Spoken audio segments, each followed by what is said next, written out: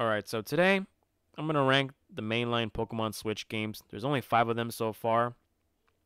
And from chronological order, there's Let's Go Pikachu and Eevee, Sword and Shield, Brilliant Diamond and Shining Pearl, Legends Arceus, and then last but not least, the current Generation 9 games, Scarlet and Violet. Of course, you see a whole bunch of games here, but we're going to ignore all that. I already made a tier list a long time ago. It might get updated down the road once Pokemon just gets blasted by a meteorite and just dies in existence. But before we begin, go ahead and like and subscribe. That is the best way to support me for free. We're on the road to 10K, so hopefully you guys keep smashing that sub and like button. Turn notification bells so you guys don't miss out. But anyways, let's get right into it. Bottom of the bottom mainline Switch games. I'm going to have to go with Brilliant Diamond and Shining Pearl. Now, the reason why it's in the bottom tier is simply for the fact that when it comes to remakes, I'm expecting more from just remakes. It can't just be a one-on-one copy with updated graphics or quality of life changes. A true remake, we've seen examples of those from previous generational games. For example, Heart Gold and Soul Silver was a phenomenal remake, and obviously those games go far and above what the original games presented to us. If you want to take another step further, look at Omega Ruby and Alpha Sapphire. Phenomenal remakes with updated graphics. Not just updated graphics, but also quality of life changes and also massive features improvements like DexNav or updated landscapes, updated gym teams. Something that allows the people to be entertained with and do not fall flat on expectations. However, yes, you can argue Pokemon Brilliant Diamond Shining Pearl are fun.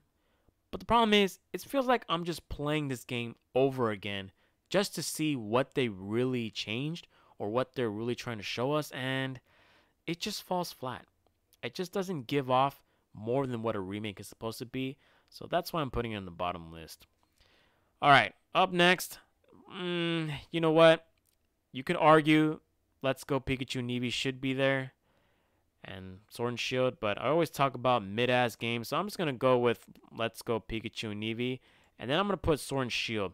Now, to me, these could be interchangeable depending on how I feel about each game, but I'm going to put Let's Go Pikachu and Eevee here just for the fact that you cannot battle wild Pokemon. Yes, I do think that catching Pokemon with the Pokeball controller or Joy-Cons, that's pretty cool. That's pretty innovative. The graphics look pretty damn good.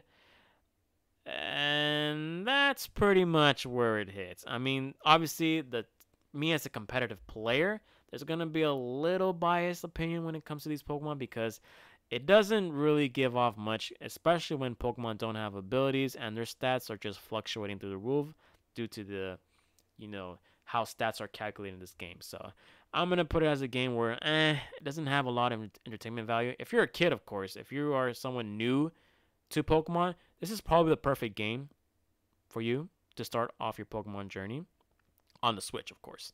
And then we have Sword and Shield. Yes, Sword and Shield does have DLC. Yes, it has new Pokemon. Yes, Generation 8, depending on who you talk to, could be boring or bland or fun or exciting.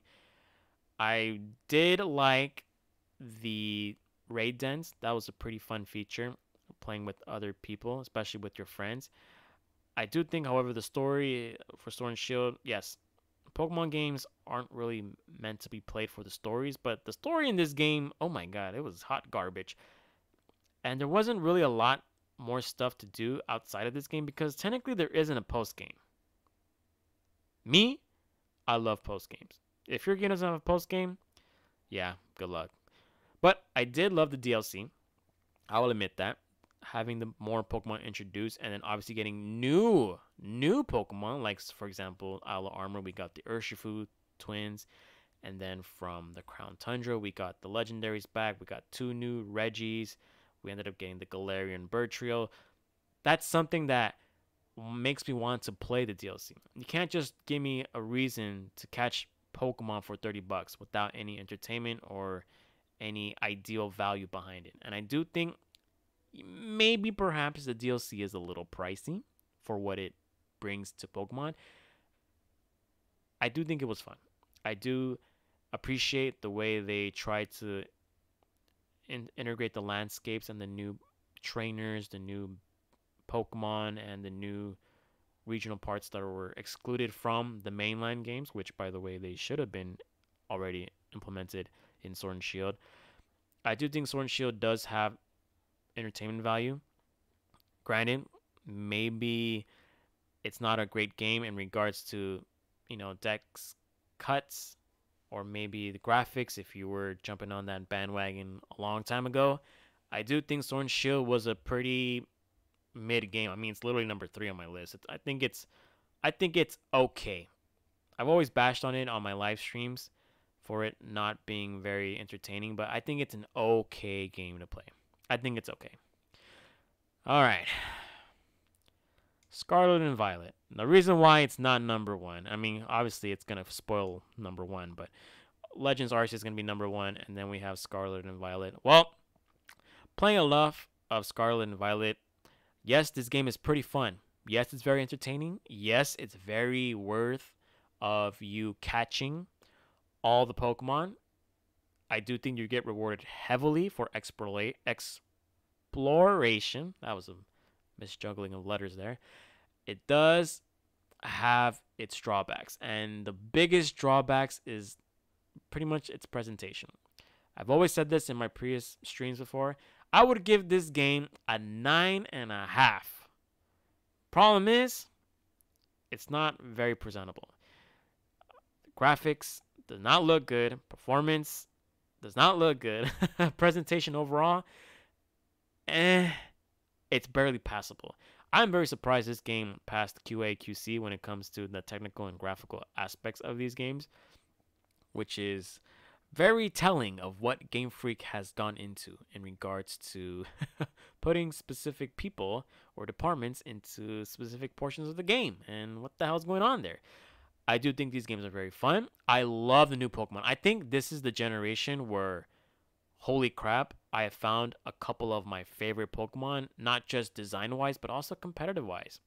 I mean, Golden Go is like one of my favorite Pokemon. Somehow, it catapults all the way to the top 5 favorite Pokemon of all time.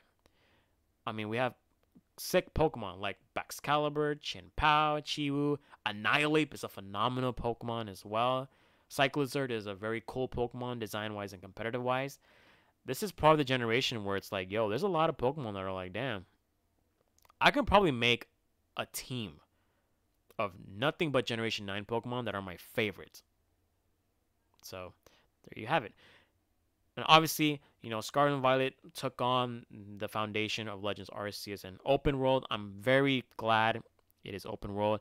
And I will say, Sword and Shield, another pretty big reason why I kind of didn't like the games, I think it was mid, is because it gives me like a hall corridor vibe. Like, if you want to go to point A and point B, this game is going to tell you where you need to go. However, in Scarlet and Violet, it's open world. You can fight whoever you want. Everything is a surprise factor. Let's say you go up against a gym leader who has a level 44 Pokemon and you're like level 10. Yeah, you're getting your ass kicked. You'll find out the hard way. And I'm glad there's like 3 quote-unquote storylines or plot lines you can choose, although be it there's only like 1 or 2 of them that are really worth it. The other one, Team Star, kind of trash. But I do think Scarlet and Violet, if it wasn't for the performance or graphical issues, I think this game would be number 1. But I'm going to have to put Legends Arceus as number 1. The OG, I don't even know if I can call it OG because it's still pretty young. I mean, Pokemon Legends Arceus is only about to turn 2 years old. But man, this was a phenomenal game. I mean, the fact that Game Freak decided to make an open world Pokemon game finally, about damn time. It took them about, 25, 26 years. But Legends Arceus was very fun. The fact that you can interact with a lot of Pokemon, the Hisuian Pokemon work very well with the environment that they're in. Yes, the post story is quite small, but I think it's very challenging. And that's something that I really enjoy about Pokemon games the most, is when there's a challenge factor. There's been a horde of people that have been complaining that Pokemon games have been dumbed down, which makes sense because it's for kids. But we're some grown-ass men over here, man. Just give us a challenge. Give us something to do. I do think the post story with Legends Arceus is done well to the point that there's a pretty big spike of difficulty at the very end, especially when you're catching Arceus. I mean, is that really a spoiler though? I mean, this game's come on. You definitely should have played Legends Arceus. I do think the way the items work in this game are pretty damn good too. Like in order for you to get whatever you want, you have to explore the region. If you want to complete 100% Pokedex, you have to catch a lot of other Pokemon, which I think it's cool. It definitely gives you rewards for exploring, kind of like Scarlet and Violet. But this game also performs very well. I don't think I recall any performance issues with this game as far as I'm concerned. And the way Legends Arceus presents the older version of the Sinnoh region, it looks very phenomenal. It looks really good. Phenomenal.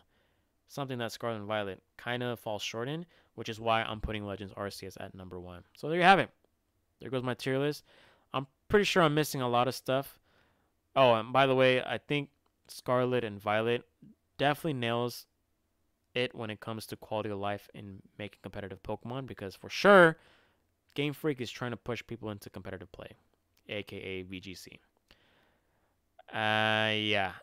While I do think each games do have their own quality of life boosts from their predecessor games with their remakes or just simply standalone generational games, I do think Legends Arceus still remains at number 1 for what it's worth. Beautiful environments, good game. Performance-wise, it's good. Graphics-wise, there could be a little fixes here and there, but it definitely runs a lot better than Scarlet and Violet. But then again, it's just my list. If you guys have any other lists, go ahead and, tell me down below what you think. Is this the right order of Pokemon games? Mainline games on the Switch? There you have it. It's your boy Franklin signing out. Peace.